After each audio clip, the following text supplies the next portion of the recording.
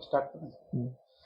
मैं डॉक्टर राम मिलन और हमारे समक्ष हैं प्रोफेसर जनार्दन तिवारी सर। तो सर के सामने कुछ प्रश्न हैं जो कि वर्तमान समय में सबकी जिज्ञासा बनी रहती है अपनी अपनी राशियों से रिलेटेड। तो गुरुजी एक क्वेश्चन है कि हमारा जो हम्म। सूर्य है हम्म। जब मकर रेखा पर चमक रहा है हम्म। 22 दिसंबर को, हम्म। और उसी समय हम्म। 20 डिग्री उत्तरी अक्षांश रेखा पर हम्म। कोई बालक है हम्म। 8:21 पर जन्म ले रहा है, हम्म। तो उस पर पड़ने वाले नक्षत्र ग्रहों के प्रभाव पर थोड़ा सा हम्म। अपना प्रकाश डालिए और संक्षेप में थोड़ा सा हम लोगों को इसका बताइए।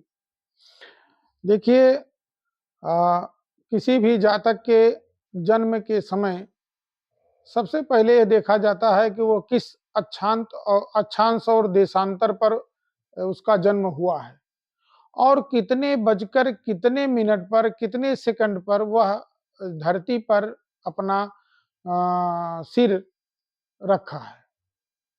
तो वही उसके जन्म का लग्न निर्धारित करता है।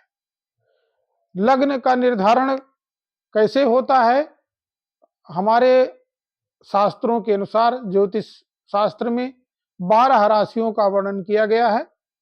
12 राशियों में सबसे पहले मेष, वृष, मिथुन, कर्क, सिंह, कन्या, तुला, वृश्चिक, धनु, मकर, कुंभ, मीन, और ये 12 राशियां मिलकर के हमारे 12 महीनों का निर्माण करती हैं। चैत्र मेष में राशि में जब सूर्य प्रवेश करता है तो चैत्र मास आरंभ होता है। तो चैत्र, बैसाख, ज्येष्ठ, आषाढ़, श्रावण, भाद्रपद, अश्विन, मार्गशीर्ष, पौष, माघ और फाल्गुन, ये हमारे 12 राशियां हुई और 12 राशियों के अनुसार ये 12 महीने हुए। ये क्रम क्रम से ये सूर्य इन राशियों में प्रवेश करते हैं और ये महीने हमारे यहाँ बदलते रहते हैं। अब हमें जो समय बताया गया है वो 8:21 22 दिसंबर और 20 डिग्री उत्तरी अक्षांश पर जब हम देखते हैं तो यह दमन दीव पर आता है। यह अक्षांश दमन दीव में 20 डिग्री उत्तरी अक्षांश है। और जब मैं उस को समय को डाल करके रिसर्च करते हैं तो यह प्रभाव दिखता है कि उस समय जो लग्न था वह मकर लग्न था। मकर लग्न में जातक का जन्म हुआ और चंद्रमा उस समय सिंह राशि में वास कर रहे थे। उत्तरा फाल्गुनी नक्षत्र के प्रथम चरण में थे, इसलिए उसकी जो राशि हुई वह सिंह राशि हुई और जो लग्न हुआ वह मकर। मकर लग्न में शुक्र 22 डिग्री के थे और दूसरे स्थान पर धन भाव में धनेश शनि विराजमान है। जिस जातक के लग्न में शुक्र 22 डिग्री का हो, पूर्ण बली, वह जातक अत्यंत तेजस्वी और चमकता हुआ सितारे की तरह से होता है। गोरे बदन का, लाल कलर का मिश्रण होते हुए उसका शरीर होगा, गर्दन लंबी होगी और दूसरे भाव में शनि बैठा हुआ है धनेश होकर के, वो भी 19 पॉइंट का। लग्नेश और धनेश दोनों अगर द्वितीय स्थान पर हैं तो जातक को धन संपत्ति से तो परिपूर्ण हो करेगा ही, जब जब दशांतर दशा आएगी उसे अच्छा फल प्राप्त होगा। लेकिन एक दोष होगा उसमें, वो वाणी का दोष होगा, वो वक्त रोगी होगा, दोषी होगा, या तो हकलाएगा या फिर तुतलाएगा या फिर इस तरह से बीच बीच में रुक करके बोलेगा। इस तरह से शनि के प्रभाव से वाणी का दोष उसे होगा। तीसरे स्थान पर राहु बैठा हुआ है। तीसरे स्थान पर जो पापक ग्रह होते हैं वो अच्छा फल देते हैं और राहु उसे उत्तम फल देगा, उसके जीवन में बहुत उछाल देगा, वो जिसे वो सोचा भी नहीं होगा वो भी काम बना देगा जब उसके दशांतर दशा आएगी। और इसके अलावा बाद पंचम भाव में जो वृक्ष राशि है, वृक्ष राशि में बृहस्पति बैठे हुए हैं 20 पॉइंट के, जिनके जब 20 डिग्री का बृहस्पति और पराक्रमेश होकर के बैठा हुआ है तो जहां जहां वह दृष्टि डालेगा उसी स्थान का वर्धन करेगा, उस स्थान को बढ़ाएगा। अब पंचम भाव को देख रहा है बृहस्पति, तीसरे, पांचवें और सातवें और 9वें स्थान को, 10वें स्थान को, दोनों को प्रभावित करता है। इससे यह प्रभावित होगा कि विद्या भाव का बृहस्पति इसे विद्या से परिपूर्ण करेगा। इसके सप्तम भाव में मंगल बैठा है, मंगल 10 पॉइंट का, 10 डिग्री का है और मंगल चतुर्थेश और लाभेश है। 1, 4, 7 और 8 और 12वें भाव का मंगल जिसके लग्न कुंडली में बैठता है वह जातक मंगली होता है। लेकिन लग्न से सप्तम भाव में बैठते हुए भी शुक्र की पूर्ण दृष्टि मंगल पर पड़ रही है, इसलिए मंगल जो है वो मांगलिक दोष से मुक्त हो गया।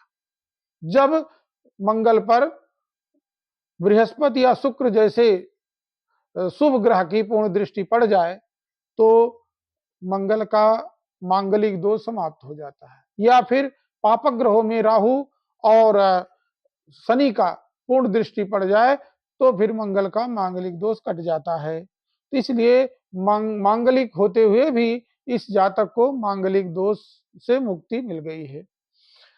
इसके अष्टम भाव में सिंह राशि है और सिंह राशि में चंद्रमा बैठा है और चंद्रमा सप्तमेश है। सप्तमेश अष्टम भाव में या षष्ठ भाव में बैठ जाए या षष्ठेश सप्तम भाव में बैठ जाए या अष्टमेश सप्तम भाव में बैठ जाए तो ऐसे जातक के विवाह में विलंब होता है और इस जातक का विवाह विलंब से ही होगा। और भाग्य भाव में कन्या राशि है जिसमें केतु बैठा हुआ है। केतु का कन्या राशि में बैठ करके भाग्य में उतार चढ़ाव देगा। केतु भाग्य भाव में अच्छा नहीं होता, लेकिन कन्या राशि में है इसलिए उतार चढ़ाव युक्त भाग्य देगा, इसे भाग्य वर्धन करेगा। इसके 11वें एकादश भाव में लाभ स्थान पर वृश्चिक राशि में बुध बैठे हुए हैं, 14 पॉइंट को होकर के भाग्येश बैठा हुआ है। इसलिए जब जब इसकी दशांतर दशा आएगी बुध जो है इसके भाग्य में उन्नत, इस जातक के भाग्य में उन्नत करेगा, लाभ देगा, इसे व्यापार में, धन में और विभिन्न कार्यों में इसका बड़ा बढ़िया योगदान होता है। बुध जिसका अच्छा हो वह गणित और का बड़ा बढ़िया ज्ञाता, विद्या का में पारंगत व्यक्ति होता है। बुध और बृहस्पति ही दोनों विद्या के नायक हैं। अष्टमेश का व्यय भाव में 12वें भाव में बैठना अच्छा ही है, क्योंकि पापक ग्रह अष्टमेश जहां बैठता है उस भाव को दबाता है और जिसके खर्चे कम हो आज के युग में वही सबसे अच्छा है, उसी के पास धन टिकता है। तो अष्टमेश द्वादश भाव में बैठ करके धनुराशि में बैठे हुए हैं और सप्तम भाव को देखते हैं। सप्तम भाव शत्रु का घर है, मिथुन राशि, तो इसलिए जो शत्रु होंगे वो सूर्य के प्रभाव से दबे रहेंगे, हमेशा उनको दबाएगा। अष्टमेश जहां बैठता है, जहां देखता है, उसको वह हमेशा प्रभावित करता है, उसको दबाता है। तो सूर्य का वहां बैठ करके इसे देखना बहुत उत्तम होगा। इस जातक का संपूर्ण अगर आकलन किया जाए तो यह जातक अपने भाग्य में निरंतर वृद्धि करेगा और उतार चढ़ाव जिंदगी होते हुए भी ये एक उत्तम जीवन और धन संपत्ति और परिवार से पुत्र पौत्र से संपन्न जीवन व्यतीत करेगा। तो डॉक्टर साहब, आपके प्रश्न का उत्तर संभावना है कि प्राप्त हो गई होगी, और यदि कोई और शंका हो तो पूछ सकते हैं। बहुत ही सुंदर प्रस्तुति प्रोफेसर जनार्दन तिवारी सर के द्वारा। और आज पहली बार एक ऐसा अवसर मिला है कि जो इलाहाबाद यूनिवर्सिटी के प्रोफेसर शिव सागर ओझा सर, जो थोड़ा बहुत ज्ञान दिए थे इस खगोलकी से रिलेटेड, और बताए थे कि इसको ज्योतिष से कैसे लिंक किया जाता है। और कभी कोई विद्वान अगर आपसे मिले तो आप उनके सामने वो समक्ष वो चर्चा जरूर करिएगा। और आज ये शुभ घड़ी यहाँ पर मिली है, तो आप लोगों से भी अनुरोध है कि अधिक से अधिक लोगों के बीच में इसको बताइएगा। और जो भी व्यक्ति साक्षात गुरुजी से मिलना चाहते हैं तो इनका वास प्रयागराज में दारागंज में है, और ऑनलाइन ऑफलाइन दोनों ही तरीके से आप बिल्कुल इनसे बात कर सकते हैं। और अपनी कोई भी अगर किसी से रिलेटेड जिज्ञासा है, अगर कोई भी जन्म से रिलेटेड है, वो चीज़ें आप ऑनलाइन आप इनसे जिक्र करके व्हाट्सएप नंबर पे सर के आप बिल्कुल डाल सकते हैं, और ये आप अपनी राशियों से रिलेटेड सारी जानकारी ले सकते हैं। और किसी का कोई ग्रह है, कोई नक्षत्र से रिलेटेड कोई कार्य पूरा है, नहीं हो पा रहा है, क्या क्या विघ्न बाधा पड़ रही है, तो आप उससे भी रिलेटेड डायरेक्ट दारागंज में आकर के गुरुजी से मिल सकते हैं। और थोड़ा सा और भी जानकारी देना चाहते हैं कि गुरुजी इतने हैं जो कि जो सर का नंबर है, हालांकि अभी हम उस पर लिंक पे आपके सामने आएगा, फिर भी एक तरह से आपको बता देते हैं। 9569421601 इस नंबर पे आप गुरुजी से सीधे संपर्क भी कर सकते हैं। और सर जो हैं राजनीति शास्त्र के प्रखंड विद्वान हैं, उसके साथ साथ है जो थोड़ा बहुत जो ज्योतिष से भी रिलेटेड है अपना है, ये भी बिल्कुल थोड़ा बहुत क्या कह सकते हैं, बहुत ही ज़्यादा, क्योंकि जब ज्योग्राफी से लिंक हो जाता है तो मतलब वो व्यक्ति तो अब एक पूरे ऑल इंडिया यानी विश्व से रिलेटेड कहीं से भी जानकारी आप उससे रिलेटेड आप पाया जा सकता है। तो एक छोटा सा एग्जांपल जैसे हम लोगों ने देखा कि व्यक्ति का जन्म कहीं पर भी हो रहा है किसी भी प्लेस से, तो गुरुजी उसका पूरा लैटिट्यूड भी निकाल सकते हैं प्लेस से, और समय बस आपको सही से यानी क्लियर हो तो बाकायदा। और उस समय यह है कि सूर्य का संयोग कहाँ पर है, और उससे यानी पूरा कैलकुलेशन करके पूरा बाकायदा ये एक मैथमेटिकल तरीके से पूरी प्रस्तुतिकरण हम लोग देख सकते हैं। मैं इस ज्योतिष शास्त्र के विषय में बालपन से ही पिताजी के साथ इसका अध्ययन किया, और उसका जब वो कुंडली बनाते और उसके बारे में कुछ रिसर्च नया शोध करते तो हमारा हमसे करवाते, सहयोग लेते थे। इसके बाद मैंने उसको उसे बृहद रूप से अध्ययन करना शुरू किया, और आज 55 साल के उम्र में मैंने लाल किताब, भृगु संहिता, रावण संहिता, पराशर से लेकर के सैकड़ों किताबों का मैंने अध्ययन किया। विभिन्न किताबों में विभिन्न विषयों में अनेक प्रकार की चीजें हैं, लेकिन वे कहाँ लागू होती हैं, कब लागू होती हैं, किस तरह से काम करती हैं, उनका एक अपना व्यू होता है। किताबें यह नहीं बताती कि किस जातक के लिए कहाँ क्या होगा, बल्कि यह बताती हैं कैसे भाव आने पर ऐसी स्थितियां होंगी। एक ज्योतिषाचार्य का जो व्यू होता है वो किसी भी ग्रह के भाव, उसकी दृष्टि और उसके पड़ने वाले प्रभावों को अध्ययन करता है। कितनी डिग्री का वह उच्च है, कितनी नीच है, नीच राशि में बैठा हुआ है, ये उसका फल कैसा है, पापक ग्रह से प्रभावित है या शुभ ग्रह में है, केंद्र में है, बली है अथवा निर्बल है, अस्त है, इन सब का विचार करके वह यह देखता है कि जातक पर कब और कितने समय प्रभाव डालेगा। इसीलिए उसकी दशांतर दशा निकाली जाती है। महादशा, महादशा में अंतरदशा, अंतरदशा से प्रत्यंतर दशा, सूक्ष्म दशा, प्राण दशा।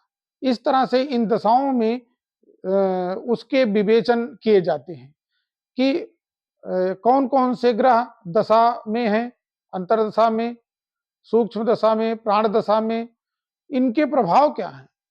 इन प्रभावों, क्योंकि ग्रह जो महादशा का ग्रह है वह राजा होता है, उसके अंतर्गत जो दशाएं होती हैं वो अधीन कार्य करती हैं, लेकिन दोनों का मिश्रण होता है। प्रभाव किसी एक ग्रह का नहीं होता, केवल महादशा का नहीं होता। महादशा में अंतरदशा का जब प्रभाव आता है तो उस तरह से दोनों के मिल से उस पर प्रभाव बदल जाते हैं, सूक्ष्म दशा बदल जाती है। जब कोई किसी जातक का प्राण संकट में होता है, अस्पताल में भर्ती होता है या जीवन मरण के सेज पर लेटा हुआ है, आईसीयू में है, तब हम लोग उसके प्राण दशा को देखते हैं। कभी प्राण दशाएं दिन भर में भी बदलती रहती है, दिन भर में भी बदल जाती है। कब कब एक प्राण दशा में भी अनेक दशाएं होती हैं। कब कब दशाओं का विशेष प्रभाव होता है, कब हल्का होता है, कब वो उसका जीवन बचेगा कि नहीं बचेगा, उसी से अध्ययन किया जाता है। यदि किसी के जीवन में मार्केस चल रहा है तो मार्केस का प्रभाव कितना है। जैसे सप्तमेश प्रथम मार्केस होता है, द्वितीयेश दूसरा मार्केस होता है, अष्टमेश तीसरा मार्केस होता है, षष्ठेश चौथा मार्केस होता है, और जो द्वादश भाव का स्वामी होता है वो अंतिम मार्केस होता है, पांचवा। किसी के कुंडली में 5 मार्केस होते हैं। यदि इनकी दशांतर दशा किसी के जीवन में आई और प्राण रक्षा करने वाले कोई ग्रह नहीं है उस समय, तब उसका जीवन बचना मुश्किल होता है। तो इस तरह से हम लोग अध्ययन करते हैं और तब यह बताते हैं कि यह व्यक्ति बचेगा अथवा नहीं बचेगा। अब बचेगा तो उसके लिए उपाय क्या है। उस उपाय सब ग्रहों के अलग अलग उपाय हैं, और उसके अलावा उसके शरीर अवयव, उसके जीवन को बल देने के लिए देवों का सहारा लिया जाता है। जैसे महामृत्युंजय मंत्र का जप करा जाता है। महामृत्युंजय मंत्र का जप करने से एक मरणासन व्यक्ति में भी एक बार जीवन का आधार जो है स्वयं प्रकट हो जाता है। भगवान शंकर के प्रभाव से, आशुतोष के प्रभाव से अनेक लोगों को मैंने देखा है कि वो उनके जीवन जाते जाते बच गए, कुछ दिन के लिए उन्हें आयुवर मिल गया। मार्कंडेय पुराण को अगर आपने पढ़े हो या जो भी पढ़ेगा या मार्कंडेय के बारे में जो सुनेगा वो जानता है कि महामृत्युंजय मंत्र का मार्कंडेय ने जप करके अल्पायु से वो पूर्ण जीवन पा गया, और उन्होंने अनेक पुराणों की रचना की। उनके मार्कंडेय पुराण में अनेक पुराणों का सम्मिश्रण है, और जो जो चीजें उसमें दी गई हैं, दुर्गा, यहां तक कि दुर्गा सप्तशती भी मार्कंडेय पुराण का एक हिस्सा है। तो ऐसे ऐसे मंत्र सब दिए गए हैं, मार्कंडेय जी ने लिखे हैं कि उन मंत्रों का वास्तव में यदि उसी विधि से प्रयोग किया जाए तो आज भी इस कलयुग में भी उसका प्रकट प्रभाव दिखाई पड़ेगा। तो इस तरह से ज्योतिष और मंत्र दोनों एक दूसरे से रिलेटेड हैं।